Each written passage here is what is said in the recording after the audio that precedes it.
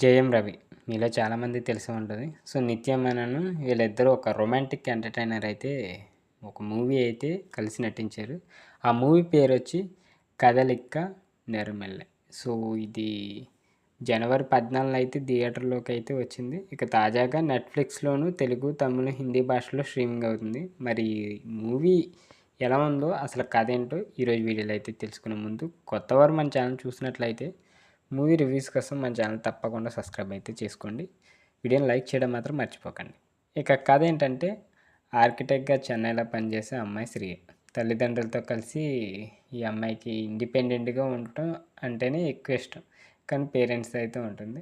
ఆమె కరణ్ అనే అబ్బాయితో ఈ అమ్మాయి ప్రేమలో పడుతుంది. ఎంగేజ్మెంట్ జరిగాక అతని నిజ స్వరూపం తెలిసి బ్రేకప్ చెప్పేస్తుంది. ఇక బెంగళూరులో నివసించే మరో ఆర్కిటెక్ట్ సిద్ధార్థ్. ఇక సిద్ధార్థ్, సేతు ఇద్దరు ఫ్రెండ్స్. ఒక్కసారి అయితే సేతుతో కలిసి వెళ్ళిన సిద్ధార్థ్ తప్పక స్పెర్మ్ డొనేట్ అయితే చేస్తాడు. కానీ ఆ టైంలో హాస్పిటల్‌లో తన వివరాలు తప్పుగా ఇస్తాడు. మరోవైపు టెస్ట్ ట్యూబ్ బేబీని కనాలని డిసైడ్ అవుతుంది శ్రియ. ఈ నేపథ్యంలో ఆమె తన కడుపులో పెరుగుతున్న బిడ్డకి తండ్రి ఎవరో తెలుసుకొని పనిలో పడుతుంది.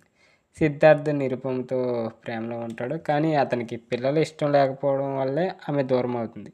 ఇంకోవైపు శ్రియ మగబిడ్డకైతే జన్మనిస్తుంది. కొన్నేళ్ళ తర్వాత సిద్ధార్థ్ చెన్నైకి వెళ్ళగా అక్కడ ఇద్దరికి పరిచయం ఏర్పడి దగ్గరవుతారు. ఇలాంటి టైంలో సిద్ధార్థ్ జీవితంలో నిరుపమ రీఎంట్రీ ఇవ్వడంతో కథ మలుపు తిరుగుతుంది.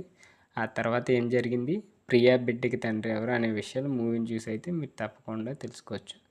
సో, ఇక మూవీ ఫ్యామిలీతో కలిసి చూడొచ్చా అంటే ఇది రియలిస్టిక్‌గా దగ్గరగుండే విధంగా డైరెక్టర్ అయితే మూవీని మనకి చూపించారని చెప్పొచ్చు. హీరో, హీరోయిన్ల మధ్య మెయిన్ స్టోరీని నడుపుతూ అనవసరమైన క్యారెక్టర్లు మధ్యలో రాకుండా జాగ్రత్త పడ్డాడు. కానీ స్టోరీ, కామెడీ ఓకే గానీ ట్విస్టులు ఎక్కువగా ఉండవు. హీరోయిన్‌కి పుట్టిన బిడ్డకి తండ్రి ఎవరు అనే క్యూరియాసిటీ మూవీని చూసేలా చేస్తుంది.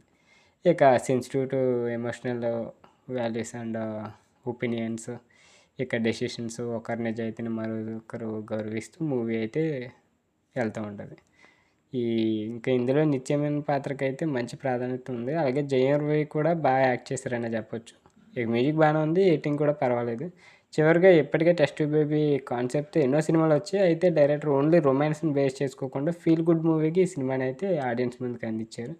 అదిరిపోయిందనే రేంజ్‌లో కాకపోయినా మూవీ పర్వాలేదు అనిపిస్తుంది. హ్యాపీగా ఫ్యామిలీతో కలిసి చూడొచ్చు. సో, ఒకసారి ట్రై చేయండి.